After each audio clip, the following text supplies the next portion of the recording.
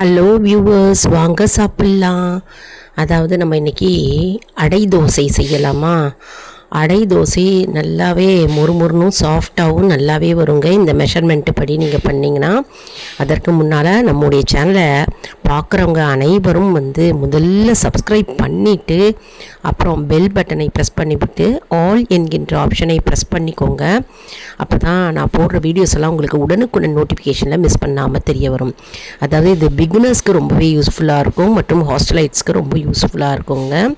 அதாவது அடை மாவு நம்ம எடுத்துக்கணும். அடை மாவுனா அதாவது அரிசி 1 கப்பு, பச்சரிசியோ இல்லை புழுங்கரிசியோ 1 கப்பு எடுத்துக்கோங்க. எடுத்துகிட்டு எல்லா பருப்பும் 3/4 கப்பு போட்டு கொரப்பாக அரைக்கணுங்க.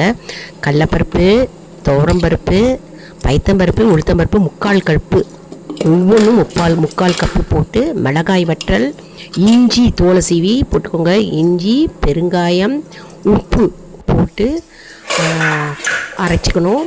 பருப்பும் அரிசியும் 4லேருந்து 5 மணி நேரம் ஊற வச்சா போடுங்க. அரைச்சின்ட்டு நம்ம தோசை தவாவில் ஊற்றி இந்த மாதிரி எடுத்தால் நமக்கு கோல்டன் கலரில் ப்ரௌனிஷாக அழகாக கிடைக்குங்க. இந்த மெஷர்மெண்ட் படி செஞ்சால் கரெக்டாக இருக்கும். எண்ணெய் நல்லெண்ணெய் ஊற்றி செய்யுங்க. கமகமன் வாசனையாக இருக்கும்.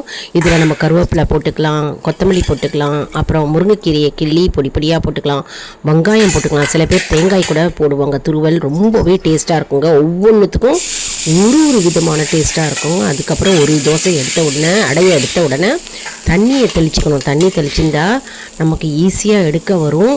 ரொம்ப நல்லாவே இருக்குங்க. அதாவது ரொம்ப மெலிசாக இல்லாமல் ரொம்ப தடியாகவும் இல்லாமல் மீடியமாக நம்ம அடையை வாத்துக்கணும். இந்த மாதிரி கோல்டன் கலரில் ரொம்பவே அழகாக வருங்க. இதை வாத்துன்ட்டு இதை நம்ம அப்படியே திருப்பி போட்டுடணும். ஒரு சைடு மீடியம் ஹீட்டில் வச்சுக்கணும். ஒரு சைடு வெந்த பிறகு அடுத்த சைடு போட்டுக்கணும். அருமையான அடை ரெடியாக எடுத்துங்க. எல்லோரும் விரும்பி சாப்பிடுவாங்க. இஞ்சி போட மறக்காதீங்க, ஏன்னா கேஸ்ட்ரைட்டிஸ் இருக்காது. தோலை சீவிட்டு நம்ம தட்டிட்டு மிக்சியில் போட்டாலே அரைப்பட்டுடுங்க. மற்றும் அடைக்கு மாவு அரைக்கிற டெக்னிக் தாங்க ரொம்ப முக்கியம். அதாவது ரொம்ப நைஸாக அரைக்கக்கூடாதுங்க. தோசைக்கு பண்ணுற மாதிரி, இட்லிக்கு பண்ணுற மாதிரி, அதாவது கொரப்பாக அரைக்கணுங்க. எல்லாத்தையும் முதல்ல அரிசியும் பருப்பும் சேர்த்து நம்ம கொரப்பாக அரைச்சி எடுத்துட்டா போகிறோம். அதாவது 1 2 அரைச்சிக்கணுங்க.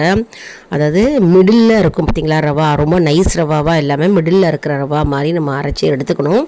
அப்போ தான் நம்ம தோசை அடையை ஊற்றும் போது தவால ரொம்பவே நல்லாவே வருங்க.